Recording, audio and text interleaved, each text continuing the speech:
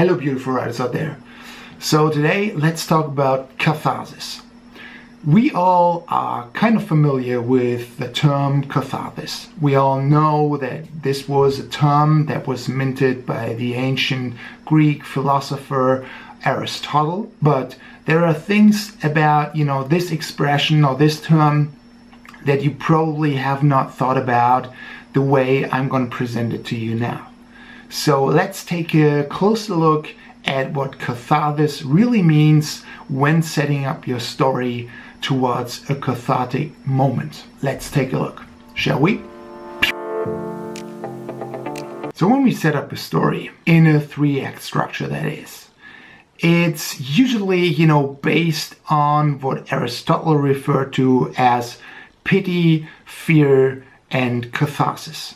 The way he described a 3-act structure makes perfect sense when you look at it. Because you start off, feeling for a protagonist. So you set up a protagonist, you make us, the reader or the viewer care for that protagonist, which is the pity part of it. And after that, you make us fear for that character, for the journey of this character, of this protagonist. At the end of, this journey, there comes a moment where we now refer to as the cathartic moment. Where what the cathartic moment really is, it's kind of a cleansing. Like it's really the purification of emotions in that very moment. We all know these moments from, our movie-going experiences or even our, literature reading experiences. They make you look at life in a different way. So that's basically what we all are aiming for. This cathartic moment, which changes not only the hero's life within the story that you're telling, it also changes you as the viewer or the reader. Okay, so we know and we understand what it does for us, the viewer or the reader. But, since this is something that is the result of our storytelling, we need to really understand and get a grasp of what it means when setting up your story to have, as a result, a cathartic moment that, cleanses whoever is watching or reading this. This way, we have to look at catharsis in a different manner. So when setting up your story, you have to, in order to find the cathartic moment in all of that, you have to really understand where the character is coming from and where the character will, transform to. Meaning you have to be very clear about the change the character goes through from beginning to end in order to define the cathartic moment. Because what catharsis really is, it's emotional closure for this character, for the protagonist of your story. This is something that you need to keep in mind all the time, that catharsis is really emotional closure. And what does it mean? It means that, when you define the arc of the character, you will have to define not only the starting point and the end point, but you will have to be also very clear about, when is the moment, when does the character reach the moment at which he sort of feels whole again. Because right before that, it's chaos in this protagonist's life. The striving from, from the chaotic part of it to, regaining order of it is really what the arc is all about.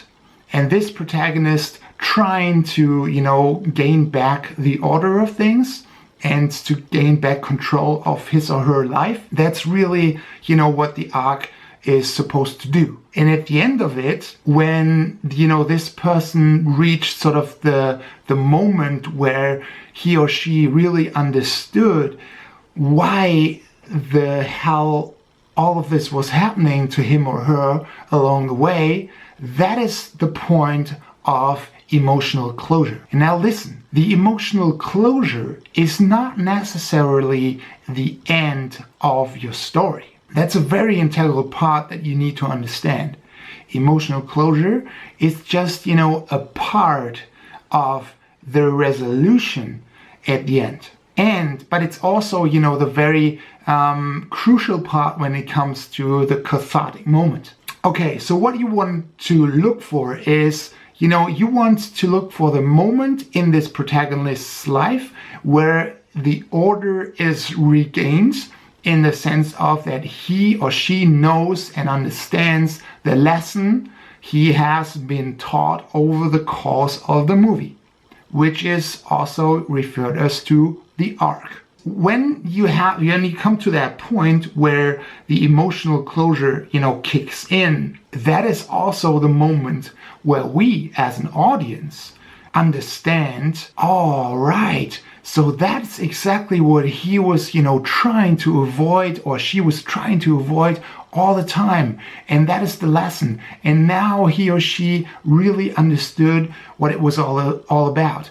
And he or she came to a conclusion. This conclusion is an emotional one, like really deep down. The inner arc is therefore completed, and the wound is sort of healed, or at least it has faded. At this very moment, when we understand and we see that someone's, really making sense of the journey, that's when the catharsis really hits us. So that's really catharsis. Catharsis is the emotional closure.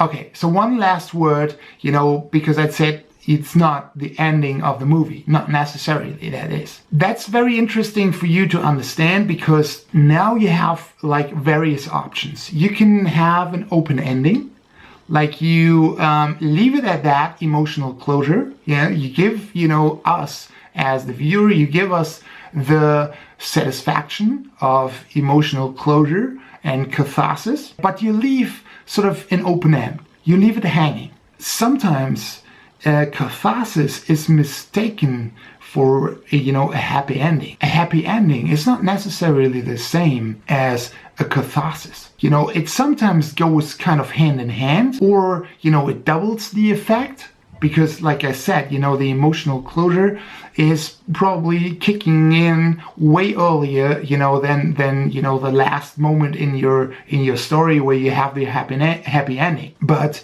you don't need a happy ending to have a catharsis. Okay, so that's it for today. Make sure you guys like and subscribe and all this good stuff.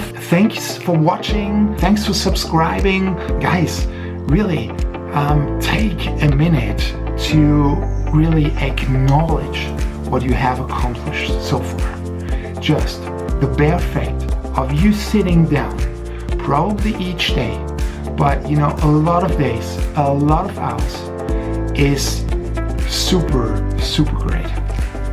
Just acknowledge it from time to time. It takes guts. And it takes hard work.